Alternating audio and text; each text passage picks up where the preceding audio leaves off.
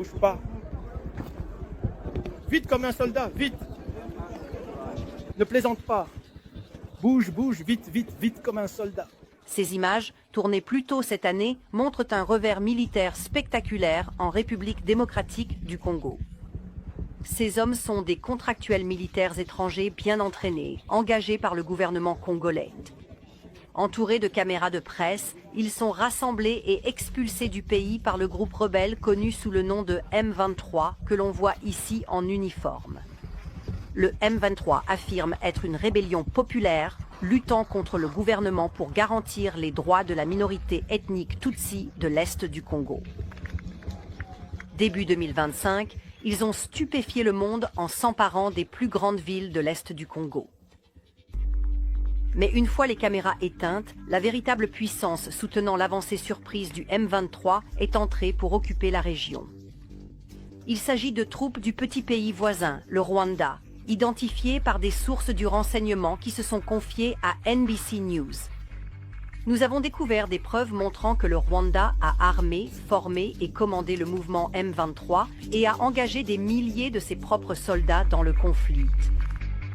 Leur guerre clandestine leur a permis de prendre le contrôle d'un territoire qui possède certains des gisements de terre rares les plus riches au monde, utilisés dans les téléphones portables, les puces informatiques et les batteries. Cela a également causé la mort de milliers de personnes et déplacé des millions d'autres. Malgré les accusations de l'ONU et des gouvernements occidentaux, le président rwandais Paul Kagame a soigneusement et à plusieurs reprises nié toute implication dans le conflit. Ce problème n'a pas été créé par le Rwanda et ce n'est pas le problème du Rwanda. C'est le problème du Congo. Le M23 n'est pas composé de Rwandais. Le Rwanda a-t-il actuellement des troupes, ne serait-ce qu'une, dans l'est de la RDC? Je ne sais pas. NBC News a obtenu en exclusivité 3 ans de rapports de renseignement confidentiels et des images de surveillance. Ils nous ont été remis par des sous-traitants militaires engagés pour fournir du renseignement aux forces congolaises. En utilisant des rapports d'incidents supplémentaires provenant des forces de défense du Rwanda, RDF, des images satellites et des entretiens avec des combattants, nous avons pu reconstituer le récit de la guerre secrète menée par le Rwanda.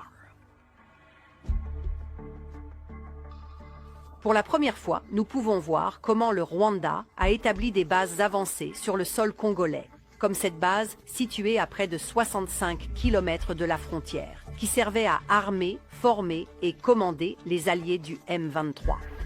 Les images divulguées montrent également comment les RDF ont inondé l'est du Congo d'armes lourdes, notamment des mortiers guidés, des mitrailleuses lourdes, des lance-missiles et même des systèmes blindés de défense aérienne. Ils ont mis en place un réseau de tranchées et de positions fortifiées permettant aux soldats rwandais de participer directement au combat. Les sous-traitants à qui nous avons parlé estiment que le déploiement du Rwanda dans l'est du Congo compte désormais plus de 5000 soldats. Un porte-parole du gouvernement rwandais a refusé de répondre à nos questions, mais a déclaré « Le Rwanda agit pour défendre ses frontières et n'a aucune ambition territoriale en République démocratique du Congo. » En chemin, des fissures sont apparues dans la guerre secrète menée par le Rwanda.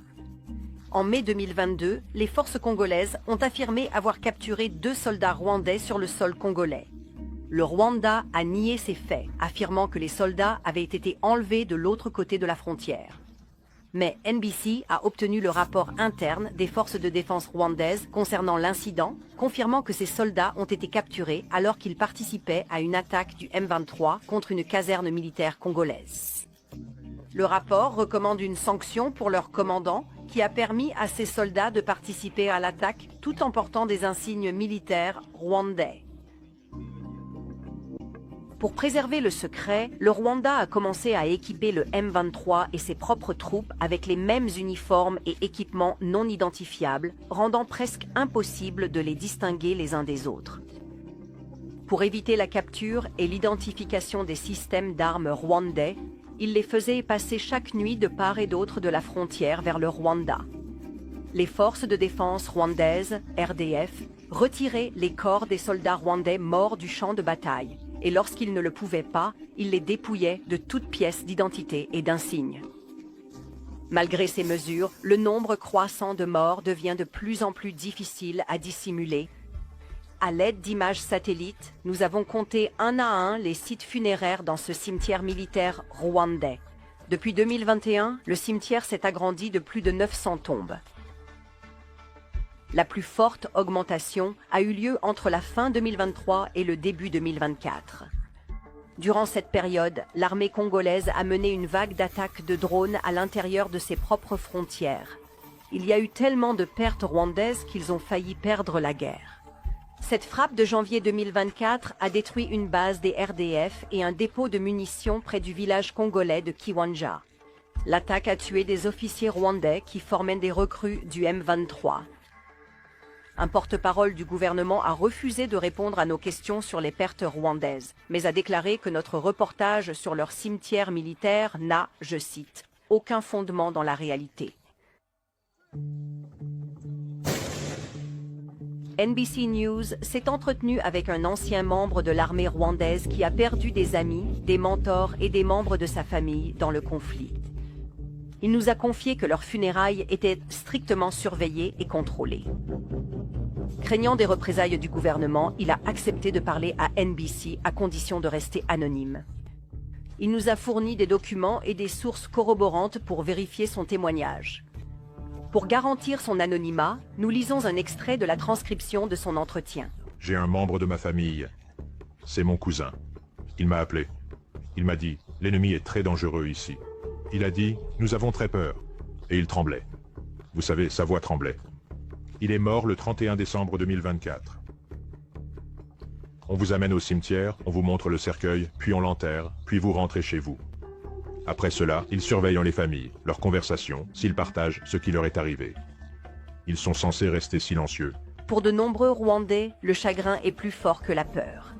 NBC News a trouvé et vérifié 91 exemples de familles rwandaises qui ont défié les autorités en publiant des avis de décès de proches morts dans l'est du Congo.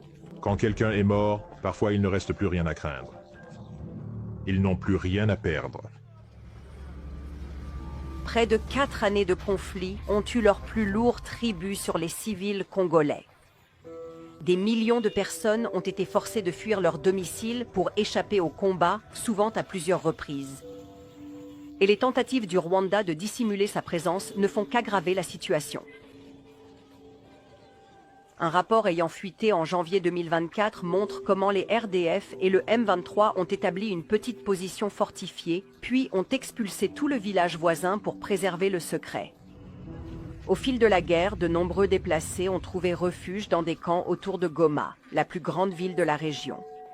Mais Goma est désormais occupée par le M23 et les forces rwandaises, et beaucoup de personnes sont à nouveau déplacées. Des images satellites montrent que des milliers de tentes et de structures temporaires dans l'un de ces camps sont entièrement démantelées.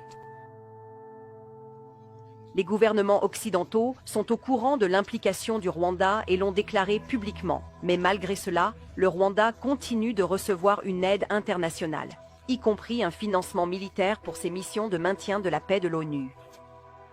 Désormais, le Rwanda est à la table des négociations de paix menées par les États-Unis, bien qu'il n'ait jamais officiellement reconnu sa participation au conflit. Cela permettra également à des millions de personnes déplacées de retourner chez elles, dans des communautés plus sûres, avec de nouvelles opportunités économiques. Les États-Unis promettent un investissement rapide dans l'approvisionnement en terres rares de l'Est du Congo. C'est une offre attrayante pour le président Kagame.